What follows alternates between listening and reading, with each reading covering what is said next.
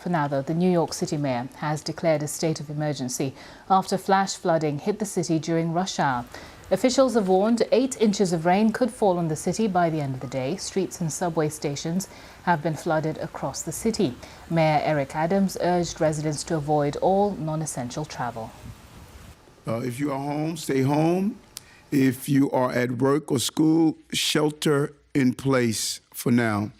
Some of our subways are flooded, and it's extremely difficult to move around the city. Many of our area airports are experiencing delays. So that's the warning there from the mayor. And joining me live now is Ayan Chowdhury, a New Yorker who got caught up in this deluge while trying to get to an appointment. And Ayan, I want to start off actually by showing our viewers some footage that you recorded on your commute. I mean, that's extraordinary. Look at that. I understand this was on the subway while you were trying to get an appointment? Yes, my girlfriend and I were trying to get to Brooklyn for an appointment, and we come out of the subway and see that there's literally water coming out of the walls. So that's not something you see every day. So that was quite the experience. No, it really is incredible. I mean, did you still get on the trains? I did. I actually live in Manhattan, so I took the Q train down to Brooklyn and managed to get there. But once we arrived at Brooklyn, we got out and saw that the subway station itself was flooded. But surprisingly, the train still came. Our appointment got canceled because of the flooding. So we went back and got back on the train and went back home. So there were some delays, but it's surprising that even when there's water coming out of the walls, the trains were still running, at least at 9 a.m. Well, I'd say you're a braver soul than some. But I mean, how unusual is this? Have you experienced anything like this before? I personally not on the subway, but I think last year there was flash flooding. My car got flooded. New York, I think in the last few years, I've definitely seen a lot of flooding.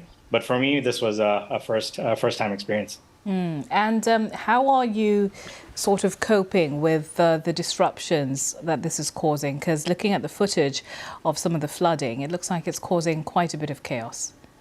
Yeah, honestly, I was caught off guard because in the morning, I just saw the prediction of rain. I didn't really think too much of it.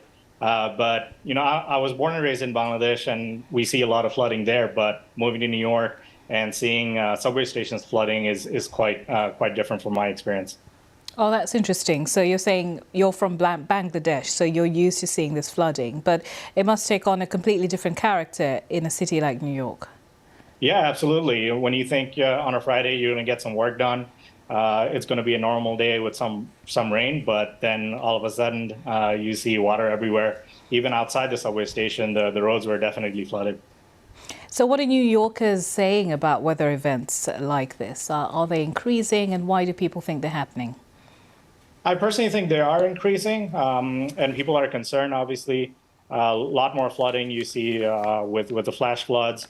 We haven't gotten a lot of snow in the last couple of years, but I think there's definitely been a lot of changing weather patterns, and I'm not really sure how people are coping because the infrastructure is so old. We don't know if anything's being done to change anything. That doesn't help. Ayan, thanks for sharing your experience. Glad you got home okay. Ayan Chowdhury joining us there from Manhattan. You're watching The Context. This is BBC News. I'm Nancy Kachingira. Much more to come in the next hour. Don't go away.